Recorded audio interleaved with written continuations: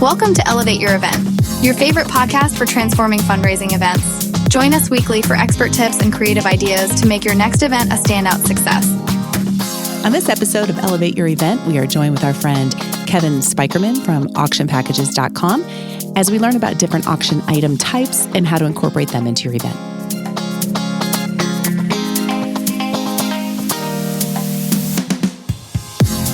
All right, welcome back to the Elevate Your Event podcast. We talk about all the various ways you can make your next fundraising event better. And we've got Lori Mackay here in the studio with me. Say hi, Lori, to your fan base out there. Hi, fans. And we have a very special guest online, Kevin Spykerman from Auction Packages. Thanks for having me, guys. Kevin, it is such a pleasure to chat with you again. We go a long way back, definitely in the auction industry, and always relied on you for advice on auction items and packages and whatnot. So happy you're going to come on here. We can chat a little bit about that. Yeah. Well, hard to believe that I've been doing this for 17 years now, because I feel like I'm 18. So I don't know how that math works. You age very well, Kevin. I'd say if you guys are not watching the YouTube version of this, maybe you swap over and just see how handsome of a guy Kevin is. I wasn't looking for that. I'm just saying, we've been doing this for a long time together. We have. So tell us a little bit about what Auction Packages does and kind of how they got started and kind of what you would consider to be kind of the two or three things that set you apart from the rest of the options out there. Yeah, so Auction Packages, we put together travel packages for charities to put their auctions, their galas, their sweepstakes, really look at it as another tool to use to raise money and direct money to your organization. Auction Packages, we have been around, so August this year will be our 15-year anniversary. Wow. So, we're looking so to do you were 3 when they started, right? Right. Again, the math just doesn't seem to work out. So they've been around. Auction Packages has been around for quite some time now. Jeremy, he's the owner of the company. So he started the company in that he was doing some fundraising because his mother passed away. And so he was working with an organization that puts together experiences and trips for kids who have parents that have either passed away or kids and family members that are sick. And so kind of started there, and they started putting these trips together for that. And then he still does that. So in fact, August of this year, he'll be taking 50 kids to Disney World. He doesn't like to talk about it much, but he brings 50 kids to Disney World that Auction Packages we fully support and funds the trip. And it's people, kids ages, I think, 10 to 15 years old that have, parents that have passed away or siblings that have passed away. So just people who are going through a hard time. Awesome. So I love that. yeah, and he was able to kind of bridge business and fundraising and able to kind of do that together. So Because I've promised myself I'm not going back to the Magic Kingdom until I'm a grandparent. So good for him that he can make that happen every year. Right. Yes. Maybe it's just too many people for me. It's just kind of a phobia, I guess. But that's awesome. What a great experience for the kids. Yeah, and I think the other part was just kind of what sets us apart at Auction Packages. We have the 250 trips to choose from. The typical process. You don't pay for anything up front. I think what I'm really proud of what our team has done is the stuff that we put together, the products that we put together are top notch in that we're working with some of the best hotel providers in the space, some of the best vendors in the space. But then our marketing team has just done a phenomenal job, really putting an emphasis on marketing these materials to these organizations. So you can have the best trip in the world, but if you can't sell it, you don't tell people about it, they're not going to spend the money. And so in the next month or two, we have a whole campaign coming out where we're going to be launching our new resources for nonprofits, which, again, Cool. We're super excited about. So tell us a little bit about that. When you say resources for nonprofits, what's included in this? Maybe you're not allowed to tell us. Well, by the time this thing airs, it'll be out. So go ahead. Perfect. Yeah, so we are putting together different size big boards that people can blow up. Because typically it's just, hey, take our PDF, blow it up, put it on the table. So we have different size big boards that beautiful displays that you can blow up, put up. In the bottom right-hand corner, there's a QR code. The QR code, if you scan it, takes you to a 1-minute video. So you can actually see the 1-minute video of the actual property, of the trip itself, all the details. And then that 1-minute video can also be played during the live auction. Love it. And I'll tell you, video is powerful. Mm-hmm. Well, we'll come back to that in terms of how you present these things at an event, because I just actually hosted my fundraiser 2 days ago. I'm still recovering from it. But in those types of packages, there's a lot to explain and cover. Yeah. And, an image just doesn't do it, I don't think. Or even an auctioneer getting up and explaining it, which they do a phenomenal job doing that. But how much color can you really give? Hey, it's 4 nights at this beachfront property with daily breakfast is included. Whereas if you could play a 1-minute video that shows the property, shows the beach, right, shows the all of the bells and whistles of the trip, it makes their job easier, paints a better picture, and hopefully get the better return in the auction. I 100% agree. I mean, presentation I think is key for some of these things. So, so you're putting together this package. In terms of what sets you apart, I would say, just kind of repeating what I heard you say, the quality of the packages that you're putting together. Right, you're not putting them in a 1-star hotel. Right, these are people that These are people that are spending, arguably lots of money at an event, and they want to be treated, as if they bought an $8,000 trip, not maybe the $2,500 the charity had to pay. Right. And then the marketing around it too, because you'll oftentimes, consider consignment items, and all you get is a little 8x10. I've worked with many people where they'll just get like an 8x10 glossy, and they're trying to get it into their mobile bidding software. And there isn't even the capability to be able to do that. So to even have like a little bit more of an electronic way to view these trips. I know for me, I wouldn't take a trip unless I saw a video first. That's just how I am. Like, I want to see I'm like, sure, that's the picture. Show me the video. I agree. And maybe in the very beginning, I didn't totally get that. And I remember one year we added a kind of an odd package. It wasn't from Auction Packages, but it was from a vendor who's no longer around. And it was kind of like your pick your trip. So you bought it, and then you could pick like Chicago, New Orleans, or New York City or something. And that was the first challenge with it, was most people, I think you should just tell them where they're going versus picking the trip. But then we just didn't have any good materials. And so people wanted to know, what does New Orleans look like versus Chicago versus New York? And we just weren't ready for that. God, we probably need more information. And I'm reading, they gave me a description, right? So you read the description, and then you show a couple of photos. Some of them are terrible. Terrible. Okay? And I'm not saying yours are, Kevin. No. Don't worry. Yours so Mark. No, right. I or stock photos. They're like, right. Go to New Orleans. And it's got a picture of New Orleans. I'm like, I need to see where I'm staying. Right. Details. It's got a picture of Bourbon Street. I hope I am not staying on Bourbon Street. So anyway, there was a lot of that. And then we go to this auction. It's coming up again. And I guess I didn't realize how powerful video or experience will be. And okay, I'm not suggesting that everybody on the call has to do this, but the very first one they auctioned off was this Canadian ski trip, okay, in Banff or something like that. And they made the whole room snow.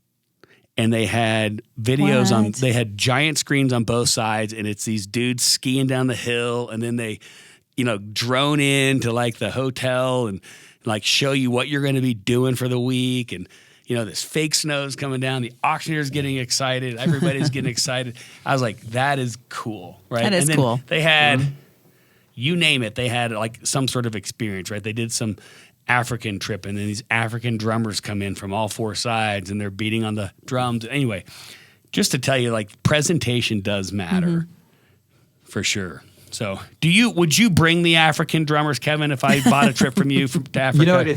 If you personally need it, I'll make it happen. So, yeah. Tell them what you need. Yeah, exactly. So, no, I think that's important. So, give us a little bit of an idea of when charities are reaching out to you and they're trying to figure something out. What's the process you take them through to determine what are the packages that would do best at their event? Yeah. Well, I think the first thing that, my team does, and I'm extremely proud of the team that we have, right? So our fundraising consultants that I brought on, because I joined the team back in November, we've doubled the size of the team. Everybody has a fundraising background of some sort. So when you reach out to us, you consult with us, it really is consulting. It's tell me about your event. Tell me about the other items that you have donated. Tell me about your board. Tell me about what you guys are trying to accomplish, how much money you're trying to raise.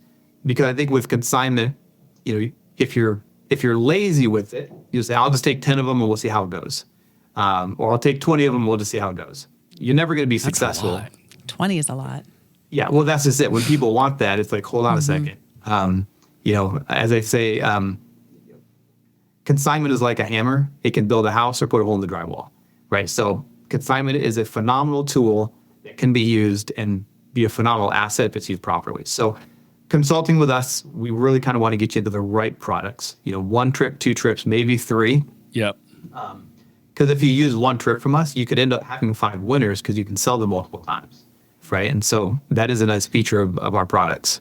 So let me ask you, let's dive into the multiple sales thing. So do you think there's like maybe a practical limit to that at some point where maybe you've multiplied too many of your items in the live auction and bidders catch on and say, I'm not going to bid anymore because I know he's going to sell it 5 times anyway? Or yeah, well, I'm sure some auctioneers would have some very opinionated opinions on this. But I do feel like if you start doing that too often in your auction, if the first item, hey, we have multiples, and the second item, we got multiples, people catch on and they're like, hey, I'm not going to bid here because I'm just going to see if we can get it at a cheaper price. So you definitely want to strategically place that, not every single item or a little bit further on. And we did that at our event. So we had 5 live auction items, and they all came together on Wednesday, and my event was on Saturday. So that just tells you kind of how we play. Right. Yeah. So anyway, we went down through the list, and we were very, I would say, particular with the auctioneer on you can sell multiples of these, and these you can't. And part of it was the cost, and part of it was I want a minimum price for this. And so one of them was a consignment item, and we said, okay, so here's the deal. Like, you can sell 2 of those or whatever, multiples of those to the competing bidders, but it needs to be at least at $4,000 or you cannot do it. So I think it's important sometimes to give the auctioneer a threshold because, I mean, honestly, I'm not going to say it's bad, but say the cost of the item is $3,000 and the auctioneer sells it twice at $3,500. Right. You made 1,000 and just spent 6. Right. Yeah. Yeah, that doesn't make sense. Yeah, I think one other way that I've seen it used in multiple sales is kind of a sweeper item, putting it at the end of the auction. So, you have 10 live auction items. You've got 200 people in the room. That means 190 people aren't going to win. Right. So 190 people are walking out without buying something. So do you put something at the end of the live auction that is, $1,000 cost, you sell it for $2,000, so you're making $1,000 and just say, hey, if anyone wants to buy this trip for $2,000, I've seen that sell for 46. I have too. Now I will tell you, it was an African photo safari, which we all know. People don't realize how expensive it is to get to Africa.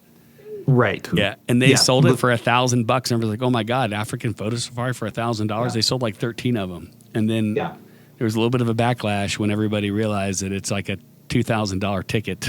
It's still a pretty cheap trip to Africa, though, for $3,000. Yeah. Well, maybe. Yeah.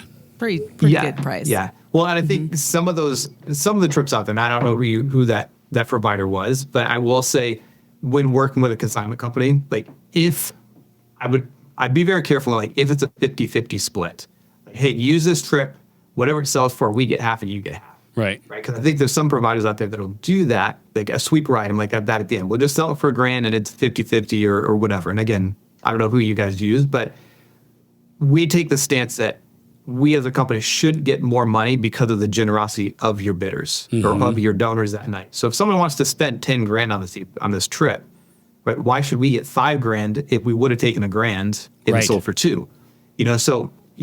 If you're going to use consignment, make sure it's at a set cost. 100% so you know agree exactly with you. What your price is. There's a couple players out there that do those percentages, and I'll be honest with you, they confuse me. Like, I don't, we'll get 20%, you get 80%, unless it goes for this, and then we get 40% and you get 60%. All of a sudden, like, I've got a headache trying to figure out exactly what. Right, you don't know how much you're really making that night. You know, so it's like, you're just hoping for the best, and at the end of the night, you might be a little bit disappointed. So I just, again, would caution somebody if you're going to use consignment, just make sure that it's at a set cost so you know exactly what your price is going into it. So next question for you would be around service. Because like I would say when we are asked by clients, who do you recommend for, consignment items in my auction, we always are going to give them a very short list, and it's going to be people we know are going to service them well And to us, it has a couple of criteria. One, if you can't get them into the package they originally bought, is there something, do you have enough of a portfolio that you can make it work? Or B, like, are you going to be around in a year? Which, as we know in this industry, a couple years ago was pretty tragic, right? It really was. Yeah. And I think that's a great point. Like, anybody can put together a PDF. I can put together a beautiful PDF. I could sell you a trip. We could put in an auction. We could raise millions of dollars, right? But what happens when the winner comes and they want to book their trip? What happens? And to me, that's where the rubber really meets the road. And so, we have our team here. We have a division that's our booking services team. So they are all in-house in Miami, in our offices there. We have 7 people, full-time employees. We don't outsource, so they're auction packages employees.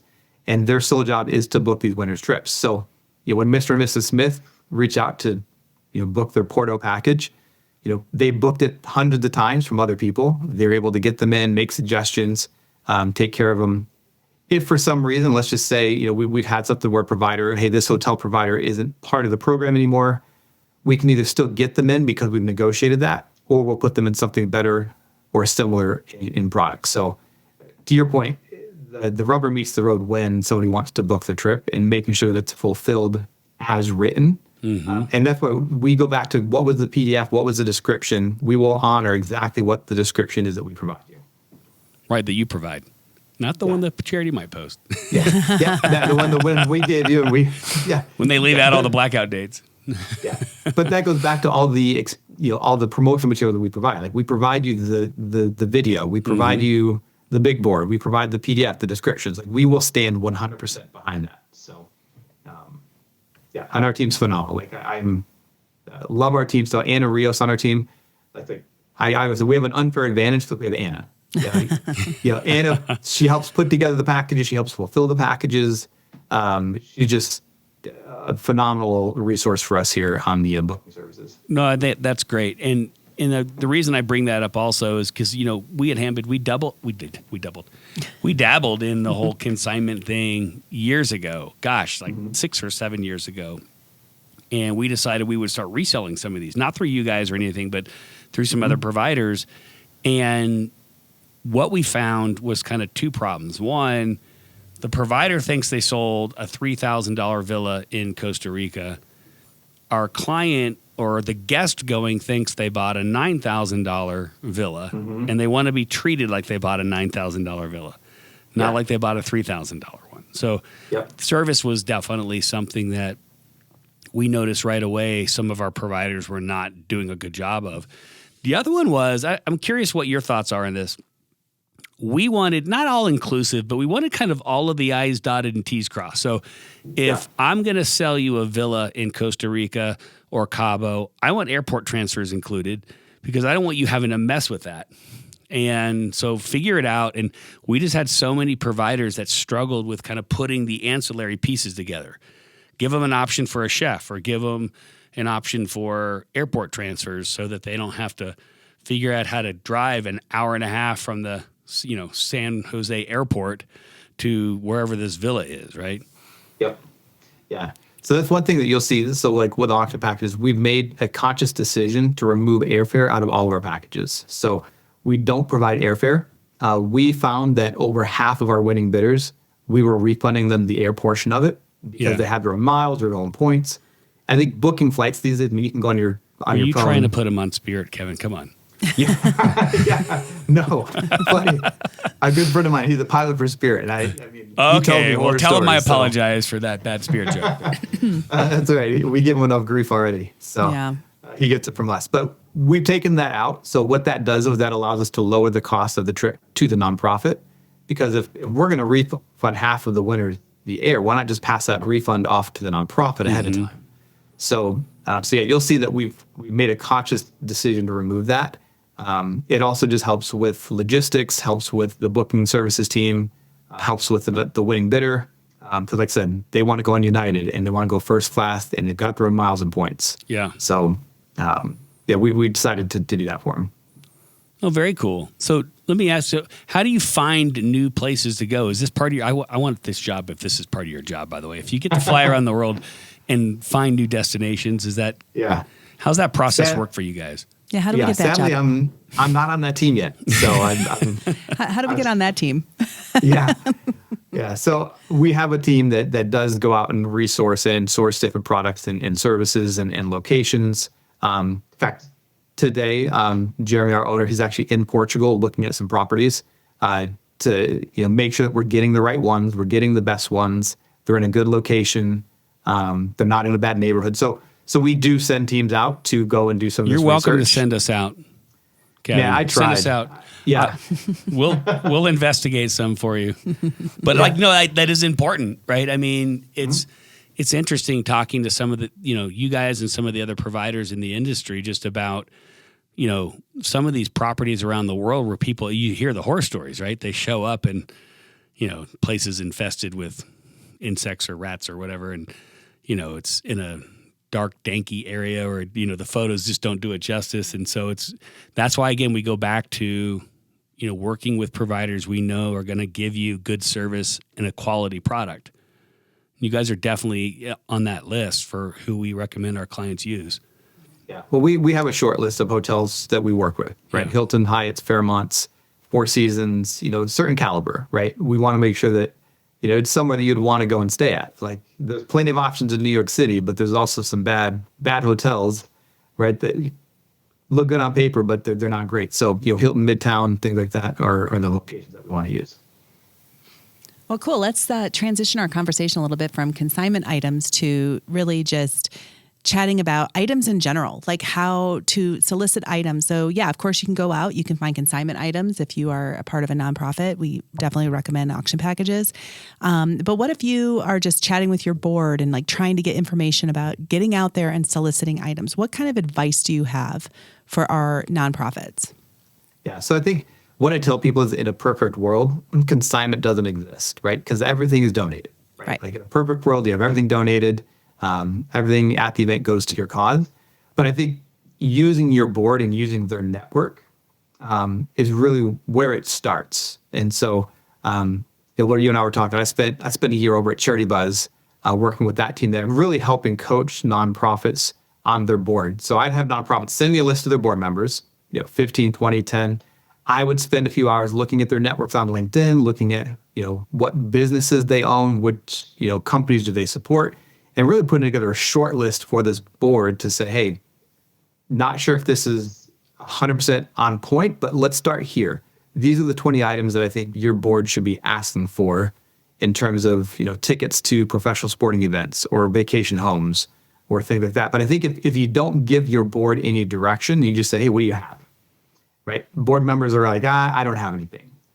But if you can come to them and say, hey, categories, we need something in music, fashion, sports, travel, food and dining, entertainment and celebrity, arts and collectibles, things like that we know people want to spend money on. Mm-hmm. I think coaching them through like, okay, here's a short list to just get the ball rolling. My first few years in this space, I worked for a guy who he'd go in and he would sit down with the board. He'd have like a 2-hour brainstorming session. Right. And by the time they were done, they all had a list of 10 or 15 things that they were going to go ask for. Right. And it's not that uncomfortable for them. I mean, there's connections I have that would be easy for me to solicit, trips and stuff that might not be something that other people would feel comfortable doing. I think sometimes board members don't even realize the connections they have. Right. 100%. Yeah. Yeah. And I think it's also setting that expectation and accountability as a team too, where if you have a board and you get together and you're like, okay, so we got this huge list and Bob's going to get this and Bill's going to get this, and you come back and Bob hasn't done anything and Bill's like rocking it. There's always that little piece of accountability. Have you been to my latest board meeting? Speaking to all the nonprofits out there, we know we're all on boards. Yeah. Well, I think with board members, right? I mean, I think that there's a lot of times there's a give or get. Right, you either need to give this or get this, right? I think being able to, we probably do a whole podcast on that in and of itself. But I mean, if somebody's not pulling their weight and they're not on the board and helping move the cause, whether fundraising or by their network, like, what are they doing on the board? I agree.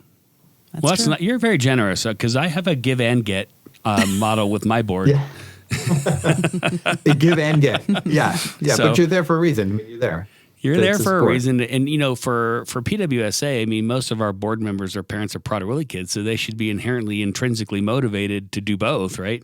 And they are. I think we have a very good board and a very generous board with their time and their effort, so it works out. But I sit on other boards where, I mean, they look at you, like you're crazy when you're like, I need you to go get these types of donations or these type. We start with sponsorships.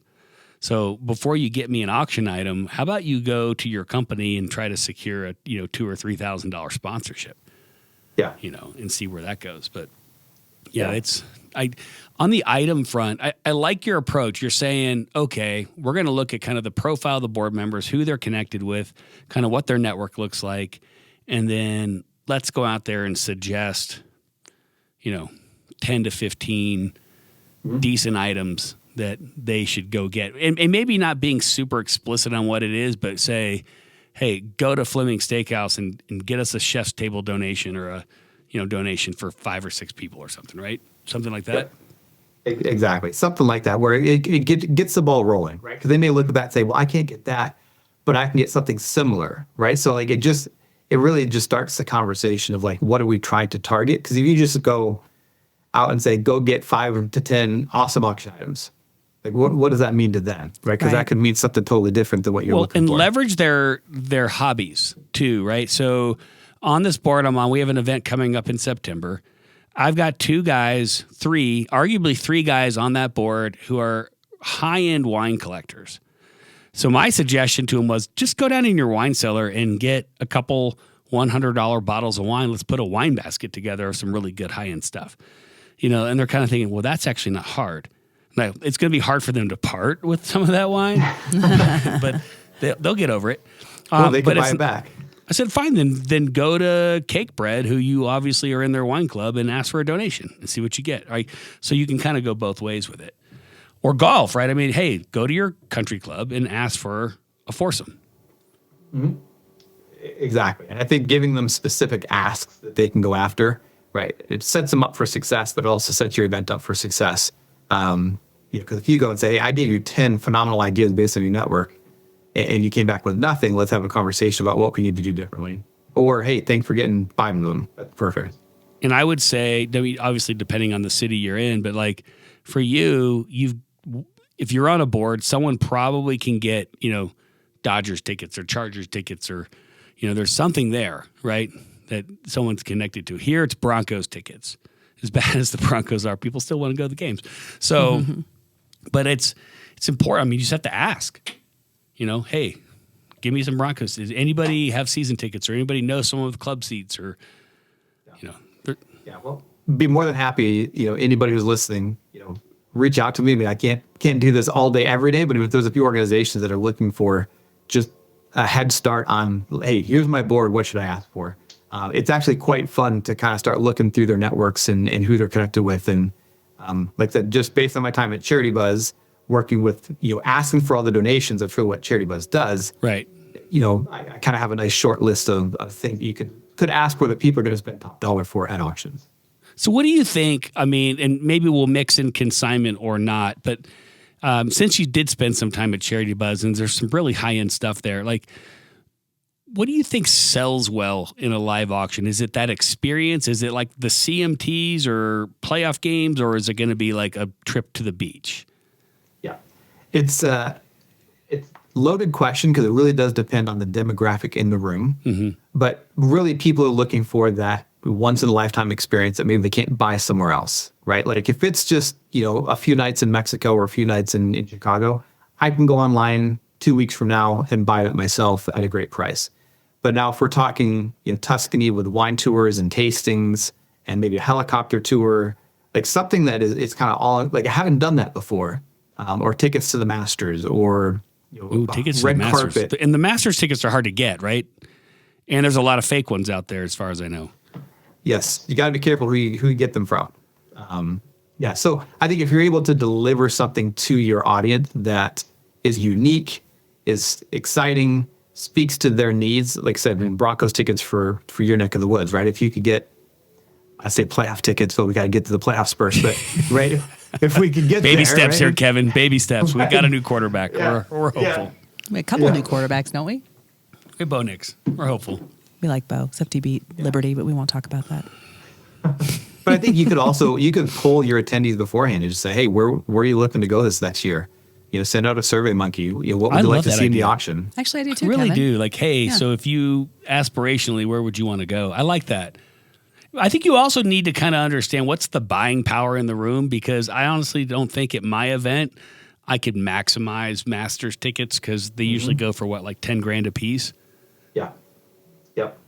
Yeah, I think that's a big piece of placing the right items right in the event. But to your point though, that $10,000 Masters tickets, right? I mean, what if you got somebody to underwrite the cost of that? So you can put it in your auction and see what the spending is. So hey, I'm a lawyer and I can't donate my services to your auction, but I can go ahead and buy this trip for you. So I'm going to donate these $10,000 tickets and maybe turn it into $15,000 if the spending capacity is there. Well, that's an interesting idea. That's a great So idea. having underwriters, I think, is a unique way. We work with an organization, a Boys and Girls Club, that everything is underwritten. So all these companies, they actually buy the trips from us, they pay for them, and then everything in the auction is 100% given to the organization. Sweet. Like a trip sponsor. I like that. Yeah. Well, you should start by getting a mobile bidding software sponsor. And then, Seven, I'm not trying to steal sales from you, Kevin. No, hey, if you don't have the software, Yep. you're not going to be successful. So are you guys selling, are you selling the BMW Championship? That's all the talk in Denver here. Is that one of your packages? I believe we have that one. Yep. We've got that one. We got a lot of different golf packages. We've got, either go to, BMW or go play, like Scotland Golf. We've got Pebble Beach. We've got a few others that whether you want to play golf or go watch it, we've got you covered. That's awesome. So what is the most expensive item you've seen sold in a live auction? I'm just curious. So we've got, an auction package. We have a Lake Como packet for 7 people, private home. Few experiences of money there, but non-proper cost is $14,000. Wow. And I've seen that sell for $30,000 plus. Again, that is not the norm, right? So I think anybody listening to this, most people are using trips in that $2,000 to $4,000 price point, selling them for, $5,000 to $6,000 to $7,000. So that's really the sweet spot. Yeah. Well, we used to sell a Tuscany package, and you could either get it for 8 or 10 because they tried to match the number of people that are typically at a table so that you could see if you could split it. And I want to say our cost on that was $6,500 or $7,000, and we would see it consistently sell for about 14. So that was a good split with the consignment company. We were always kind of happy with that. Be careful who you sit next to at the auction, though, because maybe I really want to travel to Tuscany with these people. I was just thinking the same thing. I thought, Well, I Ready to ended up change last tables. year buying a Four Seasons package with the 2 other people at my table, and we still haven't gone on this trip yet. So Yeah, you got to travel in your future. you do. What was the largest live auction item you've seen sold? definitely one of our favorite ones with a private jet to, is it the Super Bowl Ooh, that with sounds Peyton good. Manning? I think it was like 1.2 it went for. $1.2 million. I want to say it went for that. But you also have to remember, I have one of the worst memories on the planet. So there are, I very well, it could be 100,000, but it was a lot. I'm paying $1.2 million. Peyton Manning's Well, I carrying remember my bags. entering the live, I know it was over $1 million because I entered in the live auction item and I was like, oh no, zero, and I'm like counting.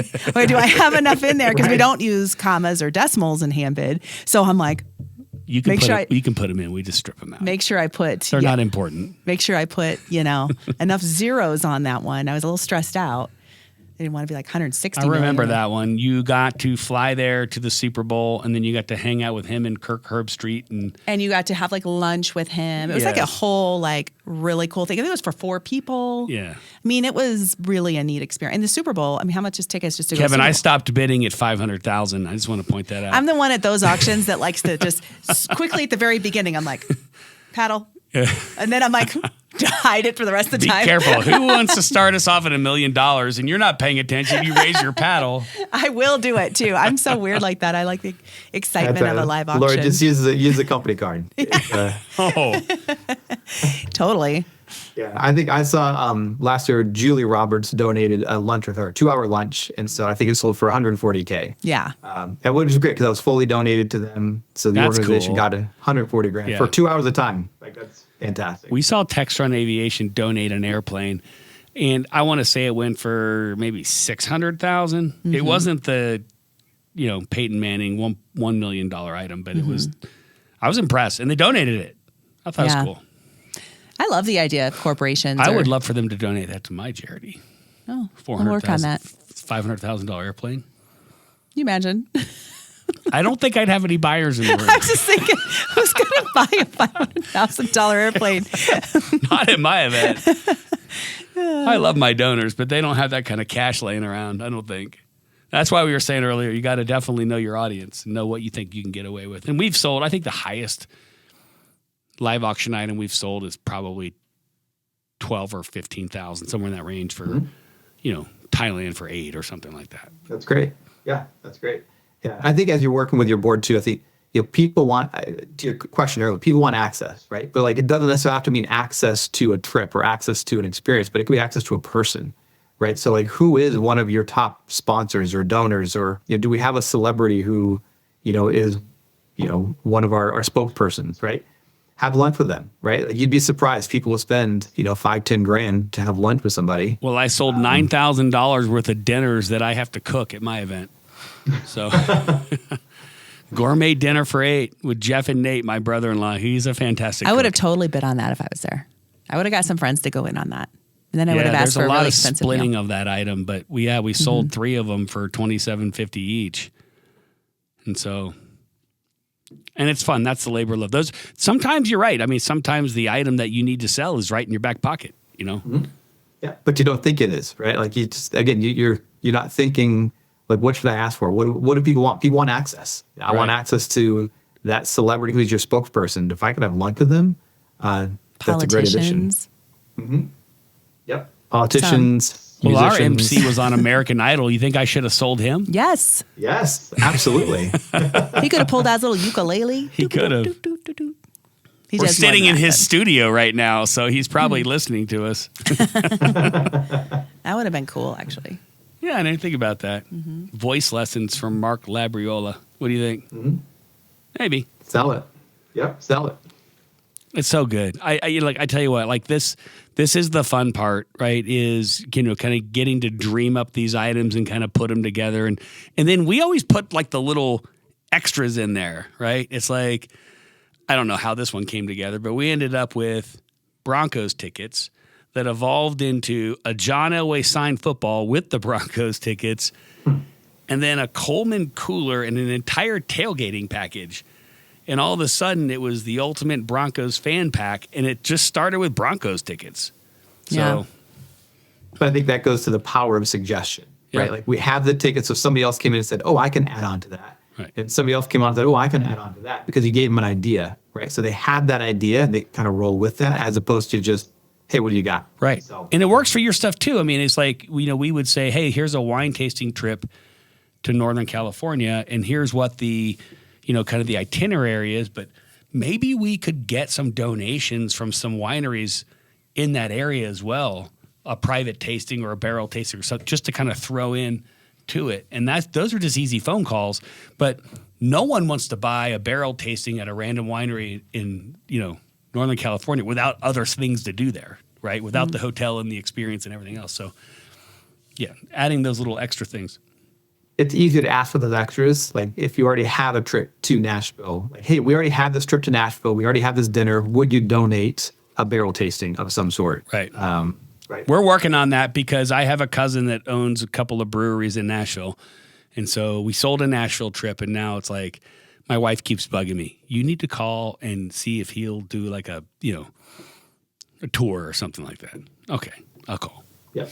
Yep. Tour tasting. Call about who My you know. board member. Get on it. Give and get. That's what I told my wife. Yeah. Come on, board member.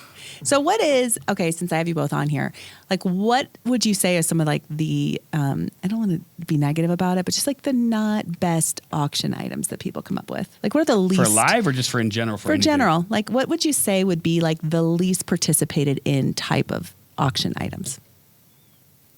Just from your experience, because you guys have been around like for a long time. So we know that. I think my head immediately goes to artwork.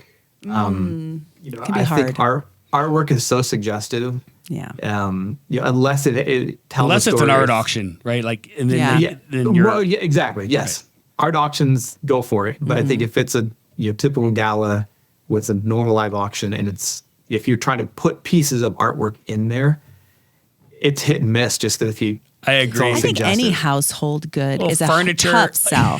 Furniture. I mean, there's this auction we do every year, and like random stuff starts showing up. And I'm thinking, this is not a white elephant. This is an auction. This is right? legit. Like this is grandma's. This is an antique, like little coffee table with these drawers. I go, it's beat up. It's got chips all over it. I always like to think like your auction for a fundraiser is not an estate sale. Right. This one felt like that. This isn't your chance for the whole board to unload everything they don't like. Their Baby Yoda figure was given. We got these, Kevin, to your point on auction items and art. So at this same event, they donate these 2 like ornately framed like vases with flowers. Okay. Like, what the heck is this thing? And so they're like, oh, you got to put it in the auction. The person that donated, it's a big donor. Or like, no one's going to buy this thing, right? That's just going to make him feel bad. I sent a picture to ChatGPT and said, what the heck is this thing? I got to turn it into an auction item. Give me a name and a description. And it was hilarious. So sometimes you just kind of have to do that. But I was going to say art is tough. I mean, again, unless there's like an artist associated with the nonprofit or the event. But the other one I think is really a tough sell is just a gift card. Like, I turn those into raffles. Oh, I'm not supposed to say that word. I turn those into drawings. Opportunity drawings. Yes. No, we just turn them in. Like, say you're doing a derby event. Like, buy a horseshoe for $25, right? The horseshoe has a number on it. You go to check out. You turn in your number. You get a gift card, right? Or I like those gift card wheels where you pay so much and you spin the wheel and it could be a gift card from like $5 to $200. Like, that's cool. Right. But like just a gift card. So like to me, if I'm in a silent auction and I'm scanning through and I see a gift card for like $50, I'm like, I'm not going to pay more than $50. That's silly. Like I could just go. Unless they're generous. Yeah. I mean, I had a $200 gift card to Fleming's in mine, and I think it went for $300 because people, but that's, if I'm going to donate $300, might as well get a. Needs to be a good size gift card. Yeah. So I'll tell you the one that I think doesn't usually sell well for a few reasons are services. Oh, yeah. So chiropractors. Teeth cleaning. You looked at me when you said that, by the way. I didn't. So, paranoia will destroy you. But teeth cleaning, like the photo shoots, and a lot of times photo shoots are tough. Or tax returns, because a lot of times those like people providing it like way inflate the value of what it's worth. And so charities take that, they apply their formulas to it, and they're like, oh, here's a 1-hour photo shoot. They say it's worth $1,000 because they're going to get a free 8x10. And so let's start it at $500, or $400. And everybody looks at it and goes, I'm not paying $400 for a 1-hour photo shoot, right? And so no one bids on it. I usually go in the auction and just, if we're there and they give us kind of carte blanche to fix things, I'm like $100, $50, and then all of a sudden you start seeing people bid on it. You get it sold. But I had marriage counseling in one of them. I was like, ooh, marriage. I've seen that too, and it was rehab. I saw marriage counseling at a Christian Anonymous school auction. bids for rehab. I was at a Christian school auction. They had marriage counseling, and then the guy came up to me. He's like, well, no one's bidding on the marriage counseling. And I guess it was another family who did the marriage counseling, right? One of the parents. And I was like, Chuck, no one wants to know that they're going to marriage counseling. Like, so, well, they donated it, and I'm sure they're really good. I'm sure they're great, right? But they don't want their kids' school knowing that their parents are in marriage counseling. So, Well, Right. vasectomies, those have done well at school auctions as well. But it's all the guys that run out of the room and the women that bid on it. It's like, whoa, did you just say what I thought you said? Oh, yeah. Well, That so must be here's the crazy. funny thing. At my event, we were sitting there. I was just talking to this lady, and she says, here's the funniest story. She said, I was bidding what I thought was your event. So I went in and I searched for Derby, and I go into this Kentucky Derby auction, and they have AR-15s and vasectomies. I was like, okay, well. Because those go together. Yeah. Was that a package bundle? Or was so anyway, she's like, well, I don't know if Jeff would really have these types of items in his auction. And then finally she's like, the guy next to me was like, oh, you're in the wrong auction. You're in a Kentucky Derby auction running on Handbid in a different state. But I think you're looking at your auction as it's basically our storefront, right? And so we've got either a 2-week storefront if it's an online auction, or it's in person. So it's a 2-hour window, but it's a storefront. So what do we want to put, and what do people have budget for? What do people want to spend money on? And so, not just taking everything, like, does marriage counseling work? Maybe we need to say no to that item, or maybe it sells well. But I think, you just need to ask, what's in our storefront? You do like a mystery grab bag. Well, it's just and like, you get marriage counseling. Get teeth cleaning. I was in Nashville at an auction. This lady pulls this quilt out. She's like, I need some advice. And she goes, this has been on our auction for the last 4 years. No one ever buys it. It's one of our donors that made it. What should we do? It's like, you need to accidentally burn it or something. Oh, I'm so sorry. The item got damaged. yeah, it's sad. No, it's tough. I mean, everybody has those obligatory items. And then you have the donor in the room, and they want to know what it's going for, and they're hovering over the item, and they're watching it. Like, we get all that. We understand that those things are tough. But Yeah. And I think to your point of all the gift cards, right? Like, take the gift cards and put them together and have a date night for a month, or Right. dinner for a year. Instead of just like one gift card at a time, like package it I had together. Chick-fil-A for a year. I had 52 Chick-fil-A gift cards in my auction. There you go. Wow. You have to really like Chick-fil-A. You'd have to eat a chicken sandwich every week. Blech. My I 7-year-old think would love that. Yes, there are some teenagers that would do that for sure. Yeah. Not me. Yeah. And if you're going to put a gift card in your auction, like, put how much it is. How many times have you seen that? Like, Yeah. gift card to Fleming's. Yeah. And you're like, starting at 100. You're Mystery. Yeah. It's a mystery. Yeah. You're like, what's this? It's like the wine pool. I'll take those Chick-fil-A gift cards, because we do milkshake every Monday. I pick my kids up from school. We do milkshake Monday, and we go through the drive-thru. Oh, I got 52 milkshakes too, Kevin. We'll have to send you some. Perfect. Let's go. Milkshake Monday. What a great idea.